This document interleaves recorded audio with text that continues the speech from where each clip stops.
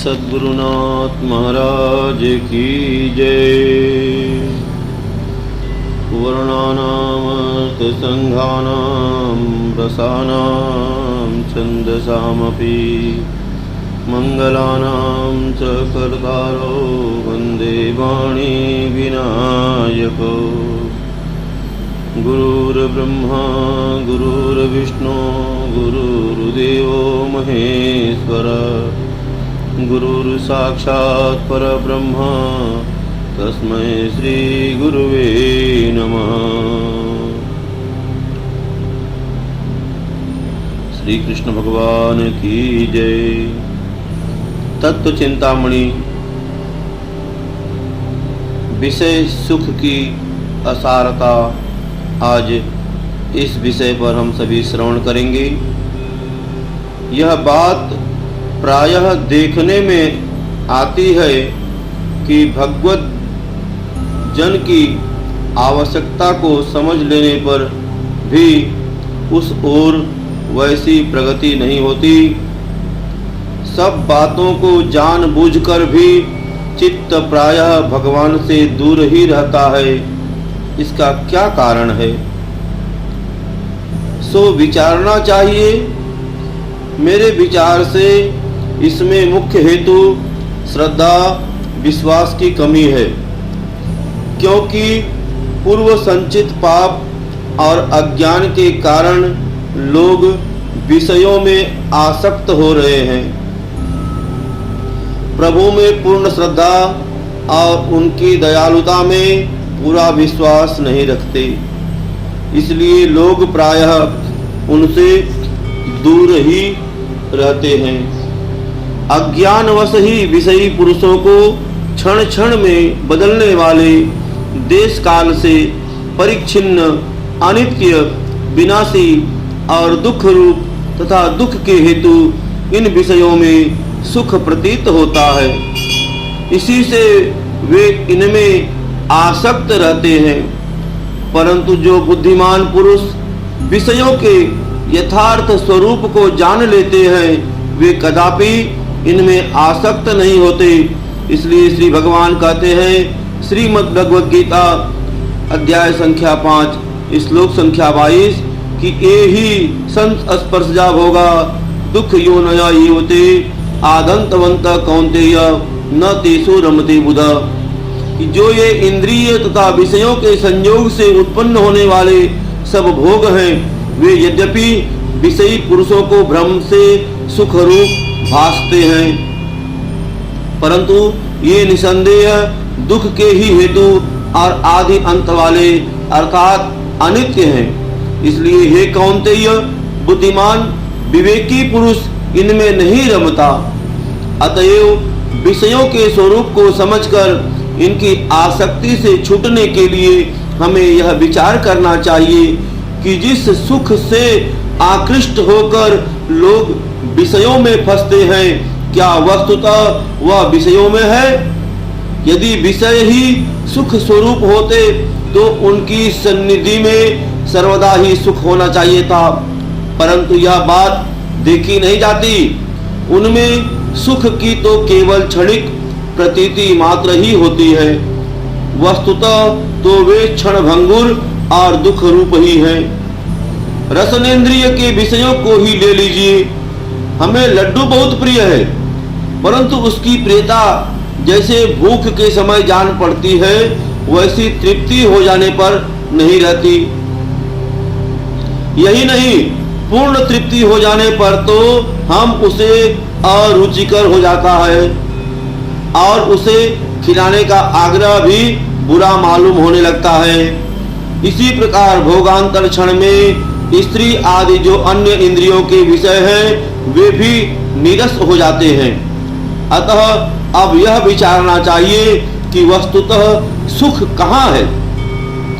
विचार पूर्वक देखने पर यही निश्चय होता है कि संपूर्ण सुख का भंडार एकमात्र विज्ञानानंद घन परमात्मा ही है। जहाँ जहाँ भी सुख की अनुभूति होती है, उसी की सत्ता से होती है। संपूर्ण प्रिय पदार्थों में उसी का सुख प्रतिबिंबित हो रहा है। एक मनुष्य समुद्र तट पर खड़ा हुआ है और उसके सामने अपार और अगाध जल निधि उत्ताल तरंगों में उछल कूद मचा रहा है। इतने में ही उसकी दृष्टि समुद्र तल में टिमटिमाती हुई एक मणि पर जाती है। जल किनारे पर भी बहुत गंभीर है, परंतु मणि प्राप्ति का प्रलोभन उसे अधीर कर देता है। वह कपड़े उतारकर सागर में डुबकी लगाता है, परंतु बार बार बहुत गहरे पानी में जाने पर भी मणि उसके हाथ नहीं आती। वह विफल मनोरथ ही रहता है, परंतु मणि की दिखती हुई चमचमाहट उसे बेचैन कर रही है। इसलिए वह बहुत क्लांत और दुखी हो जाने पर भी बार बार डुबकी लगाने से नहीं हटता। इस प्रकार उसे डूबते उतराते हुए बहुत समय हो गया। इतने में वहां कोई अनुभवी महात्मा स्नान करने के लिए आते हैं और वे देखते हैं कि एक मनुष्य बार बार डुबकी लगाता है और हताश चित्त से निकल आता है। उसकी आकृति से वह बहुत ही उद्विग्न और दुखी जान पड़ता है, मानो किसी वस्तु को पाने के लिए अत्यंत व्यग्र है और वह उसे मिल नहीं रही है। उन्होंने उसके समीप जाकर पूछा, क्यों भाई, तुम किस लिए इतने व्यग्र हो, उतावले हो रहे हो और क्यों बार बार समुद्र में डुबकी लगाते हो? किंतु वह मनुष्य अपना भेद खोलना नहीं चाहता, क्योंकि उसे यह आशंका है कि कहीं बाबा जी ही उस मणि को न निकाल ले आए। अतः वह बात को टाल देता है। किंतु इतने में ही महात्मा जी की दृष्टि भी उस मणि पर पड़ जाती है। उसे देखकर वे उसकी व्यग्रता का मर्म समझ गए और उससे बोले, क्यों भाई, तू इस मणि को लेने के लिए ही बारंबार डुबकी लगाता है ना? अब भेद खुला देखकर उसे भी स्वीकार करना ही पड़ा। बाबा जी ने कहा, तुझे इस प्रकार डुबकी लगाते कितना समय हो गया? उसने कहा, बहुत समय हो गया। बाबा जी, तुमने कितनी डुबकियां लगाई होगी? मनुष्य ने कहा कि कुछ गिनती ही नहीं, मैं तो आया तब से गोते ही लगा रहा हूँ। बाबा जी ने कहा, कुछ हाथ भी लगा? मनुष्य ने कहा, कुछ नहीं। बाबा जी ने कहा, तो फिर क्यों डुबकी लगा रहा है? मनुष्य, इसलिए कि डुबकी लगाते लगाते कभी तो मणि मिल ही जाएगी। बाबा जी, भाई, इस प्रकार तू सारी आयु भी गोते लगाता रहा तो भी तुझे यह मणि नहीं मिल सकती। मनुष्य ने कहा, क्यों? बाबा जी ने कहा, तुझे जो मणि दिखाई दे रही है वह वस्तुतः वहां है ही नहीं। मनुष्य ने कहा, यह आप कैसी बात कह रहे हैं? वह तो प्रत्यक्ष दिखाई दे रही है। बाबा जी ने हंसकर कहा, अच्छा, कुछ देर ठहर, तुझे अभी सारा भेद ज्ञात हो जाएगा। इस पर वह मनुष्य रुक गया। थोड़ी देर जब जल ठहर गया तो बाबा जी ने कहा, क्यों भाई, जहाँ तुझे मणि दिखाई देती है वहाँ कुछ और भी है क्या? मनुष्य ने कहा, हाँ, एक वृक्ष तो दिखाई देता है। बाबा जी ने कहा, तो क्या वस्तुतः वह वहाँ है? और यदि है तो इतनी बार डुबकी लगाने पर क्या तेरे हाथ उसकी कोई डाली भी आई? मनुष्य ने कहा, नहीं, डाली या पत्ता आदि तो कुछ भी हाथ नहीं लगा। परंतु यदि वह वहाँ नहीं है तो फिर कहाँ है? बाबा जी, अरे यदि वहाँ वृक्ष होता तो तेरे हाथ अवश्य उसका कोई पत्ता तो लगता ही। वस्तुतः वहाँ कोई वृक्ष है नहीं। देख, यह किनारे का वृक्ष है और यही जल में प्रतिबिंबित हो रहा है। ऐसा कहकर बाबा जी ने किनारे के उस वृक्ष की एक टहनी हिलाई और उसके हिलने से जल में प्रतिबिंब वृक्ष की टहनी भी हिलती देखकर वह मनुष्य सहम गया और उसने महात्मा जी से कहा, आपका कथन ठीक है, वस्तुतः यह इस वृक्ष की परछाई ही है। कृपया अब इस मणि के मिलने का उपाय भी बतलाइए। बाबा जी ने कहा, यदि तुझे यह मणि प्राप्त करनी है तो तू इस वृक्ष पर चढ़कर देख। प्रतिबिंब में जहाँ मणि की प्रतीति होती है उसी की बिंबभूत डाली पर तुझे यह रत्न मिल सकता है। तब उस मनुष्य ने वृक्ष पर चढ़कर देखा तो उसे वह अनुपम लाल उसकी सबसे ऊंची टहनी पर पड़ा मिला और वह लाल को पाकर निहाल हो गया और महात्मा जी के प्रति कृतज्ञता प्रकाशित करने लगा। यह संसार ही समुद्र है, विषय ही उसमें जल है, विषय सुख ही मणि की परछाई है और जीव ही डुबकी लगाने वाला मनुष्य है। बार बार जन्मना मरना ही डुबकी लगाना है। सदगुरु ही महात्मा जी हैं दृढ़ वैराग्य ही किनारे का वृक्ष है। साधन उस वृक्ष पर चढ़ना है और परमानंद रूप परमात्मा का स्वरूप ही उस पर स्थित सच्ची मणि है। इस प्रकार जल में मणि की परछाई की भांति तुम्हें यहाँ वहाँ विषयों में जो आनंद प्रतीत होता है वह उस विज्ञान आनंद घन परमात्मा का ही प्रतिबिंब है। यदि उसे पाने की इच्छा है तो इस संसार समुद्र में प्रतीत होने वाले विषयों की अपार तरमणीयता से आकृष्ट न होकर किसी सद्गुरु के बतलाए हुए दृढ़ वैराग्य रूप वृक्ष पर चढ़कर उसे ढूंढो, तभी तुम्हें उस विशुद्ध परमानंद की प्राप्ति हो सकती है। एक मनुष्य किसी कुटिया में बैठा हुआ है, प्रातः काल का समय है। उस कमरे के बाहर वह देखता है कि प्रातः कालीन मंद मंद घाम फैल गया है। इससे वह निश्चय कर लेता है कि सूर्योदय हो गया। यदि भी इस समय सूर्य उसके सामने नहीं है तो भी उस घाम से ही उसकी सत्ता का निश्चय हो जाने में कोई त्रुटि नहीं रहती। प्रकाश तो उसकी कुटिया में भी है, परंतु वह सूर्य से सीधा न आकर उस घाम से ही प्रतिफलित हो रहा है। इस प्रकार सूर्य न दिखने पर भी वह उसी के प्रकाश से प्रकाशित हो रहा है। यदि किसी प्रकार उस कुटिया के छप्पर को हटा दिया जाए तो वह वहां बैठे बैठे ही सूर्य का दर्शन कर सकता है। इसी प्रकार परमात्मा भी अविद्या के कारण हमसे छिपा हुआ है और उस परमानंद का प्रकाश रूप जो सात्विक आनंद है उसी की आभा इन विषयों में पड़ी हुई है और उसी के कारण ये सुखमय जान पड़ते हैं।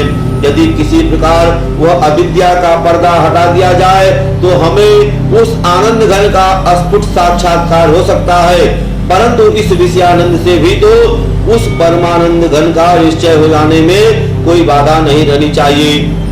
जब हम स्पष्ट ही सर्वत्र अल्प सुख का अनुभव करते हैं तो उसके अधिष्ठान भूत पूर्णानंद घन परमात्मा की सत्ता निश्चय ही सिद्ध होती है। इसमें अविश्वास या अश्रद्धा के लिए तनिक भी अवकाश नहीं है। परंतु इस विषयानंद की अपेक्षा भगवान में कितना अधिक आनंद है इसका परिचय उसी प्रकार नहीं कराया जा सकता जिस प्रकार की खद्योतों के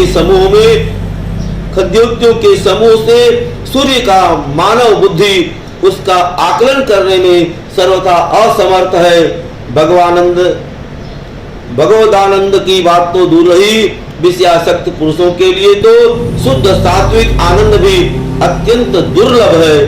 प्रभु के परमानंद को समझाने के लिए एक दृष्टांतर ध्यान देना चाहिए। एक दर्पण है, उसमें सूर्य का प्रतिबिंब दिखाई देता है और उस सूर्य प्रतिबिंब युक्त दर्पण का चिलका दीवार पर पड़ रहा है। उस चिलके की आभा से भी वह दीवार भी प्रकाशित हो रही है। इस प्रकार दीवार पर जो सामान्य प्रकाश है वह सूर्य प्रकाश के प्रतिबिंब के प्रकाश का भी आभास है। इसी प्रकार विषयानंद भी भगवान के परमानंद के प्रतिबिंब के प्रकाश की केवल आभा मात्र ही है। विषयानंद दीवार पर पड़े हुए सामान्य प्रकाश के समान है। दीवार पर पड़ा हुआ चिल का सात्विक आनंद है। दर्पण प्रतिबिंबित सूर्य अथवा घाम मानो सात्विक आनंद का पुंज है और भगवान साक्षात सूर्य देव है। इस प्रकार हम देखते हैं कि विषयानंद की अपेक्षा प्रभु का परमानंद असंख्य कोटि गुना अधिक बतलाया जाए तो भी उसकी उपमा नहीं बनती। थोड़ी सी विचार दृष्टि से देखा जाए तो विषयों की असारता, अस्थिरता और तुच्छता स्पष्ट प्रतीत होती है। देखिए, आकाश में उड़ने वाला वायुयान जब पृथ्वी पर होता है तो 25-30 फुट लंबा होता है। आकाश में उड़ते समय वह प्रायः 4-5 फुट का दिखाई देता है और भी ऊंचा चढ़ जाने पर केवल एक पक्षी के समान दिखाई देता है। यदि और दूर चला जाए तो दिखलाई भी नहीं देगा। इसी प्रकार यह देखा जाता है कि संसार में प्रत्येक वस्तु अवस्था भेद से भिन्न भिन्न रूप से दिखाई देती है और अवस्था क्षणिक है। क्षण क्षण में प्रत्येक पदार्थ का भी क्षय हो रहा है। अभी एक सुगंधित पुष्प तोड़ा गया है, वह घ्राणेंद्रिय को बड़ा ही प्रिय जान पड़ता है, परंतु 2-4 बार सूंघने पर वह उत्तरोत्तर अप्रिय होता जाता है। फिर वह सूख कर किसी काम का नहीं रह जाता और अंत में नष्ट हो जाता है। इसी प्रकार जबकि देश और काल के भेद से प्रत्येक पदार्थ भिन्न भिन्न प्रकार का प्रतीत होता है और प्रतिपल क्षय होता है, तो उसे सत्य कैसे माना जा सकता है? सत्य तो वही वस्तु मानी जा सकती है जो सदा सर्वदा एक रस रहे और जिसमें कभी कोई विकार व्यभिचार न होता हो। स्थान भेद अथवा काल भेद के कारण कुछ की कुछ प्रतीत होने वाली वस्तुएं सत्य नहीं मानी जा सकती। जो सत्य है उसका कभी अभाव नहीं होता और जिसका अभाव या क्षय होता है वह सत्य नहीं हो सकता। भगवान ने भी कहा है, श्रीमद् भगवद गीता अध्याय संख्या 2 श्लोक संख्या 16, नासतो विद्यते भावो ना भावो विद्यते असतः उभयोरपि दृष्टो अंत अस्त्वत्व दर्शि। अर्थात असत वस्तु का तो अस्तित्व नहीं है और सत्य का अभाव नहीं है। इस प्रकार ज्ञानी पुरुषों द्वारा इन दोनों का ही तत्व देखा गया है। किसी न्यायाधीश के यहाँ एक अभियोग उपस्थित होता है, उसकी पुष्टि के लिए वादी 5 गवाह उपस्थित करता है। उसका दावा है कि अमुक व्यक्ति को मैंने 10,000 रुपए दिए थे जिन्हें वह अन्याय पूर्वक दबाना चाहता है। तब न्यायाधीश पूछता है, इसमें कोई गवाह भी है? वादी कहता है, जी हाँ, अमुक अमुक 5 व्यक्ति गवाह हैं। मैंने उनकी उपस्थिति में उसे 10,000 रुपए दिए थे। इनमें से एक तो मेरे गिने रुपए को दोबारा गिन गिन कर उसे दे रहा था। न्यायाधीश, तुमने रुपए दिए थे या नोट? वादी ने कहा, रुपए दिए थे। न्यायाधीश, कहाँ पर दिए थे? वादी ने कहा कि अमरूदों और फूलों के बगीचे में दिया था। न्यायाधीश ने पूछा, किस समय दिए थे? वादी ने कहा कि दोपहर के समय था। इसके पश्चात उसे हटाकर न्यायाधीश एक एक गवाह को बुलाकर पूछने लगा। उसने पहले गवाह से पूछा, क्या इस मनुष्य ने तुम्हारे सामने अमुक मनुष्य को कुछ रुपए दिए थे? पहला गवाह, जी हाँ, 8,000 रुपए दिए थे। न्यायाधीश, उस समय और भी कोई था? पहला गवाह, जी हाँ, 3 आदमी और थे।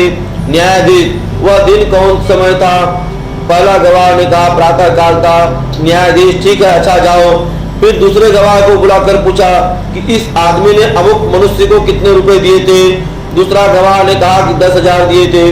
न्यायाधीश, वह दिन कौन सा समय था? वह दिन का कौन सा समय था? दूसरा गवाह बोला कि सायंकाल का समय सुना गया था। न्यायाधीश, ठीक है, अच्छा जाओ। फिर तीसरे गवाह से पूछा, न्यायाधीश, इस आदमी ने अमुक मनुष्य को कितने रुपए दिए थे? तीसरा गवाह बोला 12,000 रुपए दिए थे। न्यायाधीश ने कहा, तुमने स्वयं देखा था? तीसरा गवाह, देखा क्या? मैंने दोबारा गिन गिन कर रुपए दिए थे। न्यायाधीश, वह कौन सा समय था? तीसरा गवाह कहा कि रात को भोजन के बाद। न्यायाधीश ने कहा, अच्छा जाओ। इसी प्रकार चौथे और 5वें गवाह को भी बुलाकर पूछा गया। एक ने कहा, मैं बगीचे में बड़े तड़के फूल लेने जाया करता हूँ, मैंने रुपए देते नहीं देखा। दूसरे ने कहा, मैं तो वहां जाकर अमरूद खाया करता हूँ, रुपयों की बात मैं नहीं जानता। इस तरह सबकी अव्यवस्थित और विषम बातें सुनकर न्यायाधीश ने अभियोग को मिथ्या ठहराकर खारिज कर दिया। जब वादी ने आकर अनुनय विनय की और अभियोग खारिज करने का कारण पूछा तो न्यायाधीश ने कहा, तुम्हारा एक गवाह कहता है कि 8,000 रुपए दिए गए थे। वादी, जी सरकार, 8,000 ही थे, मैंने भूल से 10,000 की नालिश की थी। न्यायाधीश, दूसरा 12,000 कहता है। वादी, हुजूर, उसे याद नहीं रहा होगा। न्यायाधीश, गवाह कहते हैं रुपए नहीं, नोट दिए गए थे। वादी, जी हाँ, नोट ही दिए गए थे। न्यायाधीश, गवाह कहता है उस समय हम 2 ही व्यक्ति थे। वादी, जी। न्यायाधीश, वह प्रातः काल का समय बतलाया जाता है। वादी, जी हुजूर, प्रातः काल ही था, मैं कहने में भूल गया। इस प्रकार अपनी बातों का ही खंडन करते देख न्यायाधीश को निश्चय हो गया कि यह आदमी झूठा है और इसका अभियोग एक जाल ही है। इसी तरह इन विषयों को ग्रहण करने वाली इनकी साक्षी हमारे पास 5 ज्ञानेंद्रियां हैं। इनमें से किसी भी एक का अनुभव दूसरे से नहीं मिलता। कर्ण केवल शब्द ही ग्रहण करता है, ज्ञानेंद्रिय केवल गंध का साक्षी है रसना केवल रस बतला सकती है, त्वचा केवल स्पर्श ही जान सकती है और नेत्रों से बस रूप का ही ज्ञान होता है। इस प्रकार जब सभी गवाहों का अनुभव एक दूसरे से सर्वथा भिन्न है तो उनमें से किसी की भी बात को प्रमाणिक कैसे मान सकते हैं। इस तरह जो विषय न सबको एक से दिखते हैं, न सबको उसमें एक सा सुख दुख होता है, जो पल पल में बदलते रहते हैं, अभी हैं दूसरे ही क्षण में नष्ट हो जाते हैं, ऐसे विषयों को सत्य मानकर उनमें आसक्त होना मूर्खता के सिवा और क्या है। अतएव विषयों की असारता, अस्थिरता और दुख रूपता से उनकी असत्ता का निश्चय कर एकमात्र परमात्मा को ही सर्वाधिष्ठान पूर्णानंद घन और सत पदार्थ समझकर श्रद्धा भक्ति और वैराग्य पूर्वक निरंतर उन्हीं का भजन चिंतन करना चाहिए, उन्हीं के भक्तों का सहवास करना चाहिए और एकमात्र उन्हीं की कृपा में दृढ़ विश्वास रखना चाहिए। इससे अविद्या, आसक्ति आदि सब प्रकार के क्लेशों का एवं पाप और संपूर्ण दुखों का सर्वथा अभाव होकर सदा के लिए परम शांति एवं परमानंद की प्राप्ति हो सकती है। प्रभु श्री कृष्ण भगवान की जय। श्री राम जय राम जय जय राम, श्री राम जय राम जय जय राम, श्री राम जय राम जय जय राम, श्री राम जय राम जय जय राम।